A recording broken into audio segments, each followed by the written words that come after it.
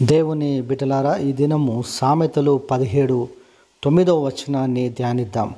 ప్రేమను వృద్ధి చేయగోరువాడు తప్పిదమ్ములు దాచిపెట్టును, జరిగిన సంగతి మాటిమాటికి ఎత్తువాడు మిత్రభేదము చేయును.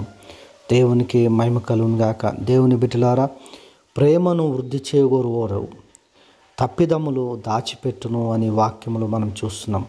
ఎవరైతే ప్రేమను వృద్ధి చేయగోరునో వారు తప్పిదమ్ములను దాచిపెడతారు. కానీ ఎవరైతే భేదము చేయాలని ఆశపడతారో వారు మాటిమాటికి ఆ తప్పిదమ్ములను ఎత్తిపడుతూ ఉంటారు.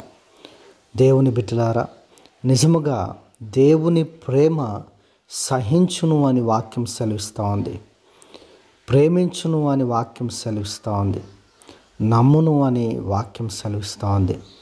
ప్రేమ గొప్పది. యేసుక్రీస్తు ప్రేమ కలిగిన వారమై మనము దాన్ని వృద్ధి చేయడానికి పూనుకోవాలి, కానీ దానిని విరగొట్టడానికి పూనుకోకూడదు. కాబట్టి దేవుని బిడ్డలారా, మనము దేవుని బిడ్డలముగా ప్రేమను వృద్ధి చేయగోరుతున్నామా, లేకపోతే దేవుని బిడ్డలారా ఏం చేయాలని కోరుకుంటూ ఉన్నాం? స్నేహితుల మధ్య కానీ భార్యాభర్తల మధ్య కానీ ఏం చేయాలని కోరుకుంటూ ఉన్నా?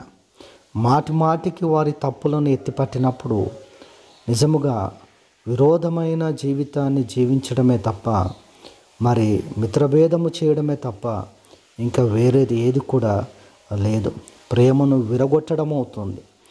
మాటిమాటికి తప్పిదమ్ములను ఎత్తిపట్టినప్పుడు ప్రేమ విరిగిపోతుంది, కానీ ప్రేమ కట్టబడదని మనము తెలుసుకోవాలి. కాబట్టి ప్రేమను వృద్ధి చేయగోరువాడు వారి తప్పిదమ్ములను మాటిమాటికి ఎత్తడు అని వాక్యం సెలవిస్తూ ఉంది. దేవుని బిడ్డలారా, నిజముగా ప్రేమ దోషములన్నిటినీ కప్పును అని వాక్యంలో సెలవిచ్చినట్టుగా దేవుని ప్రేమ గలవారమై ఒకరి తప్పిదములు ఒకరు ప్రేమ గలవారమై వారి తప్పిదములను ఎత్తక, మాటిమాటికి ఎత్తక ఆ దోషములను మరి క్షమించినట్లయితే ప్రేమను వృద్ధి చేసిన వారు మగుదుము.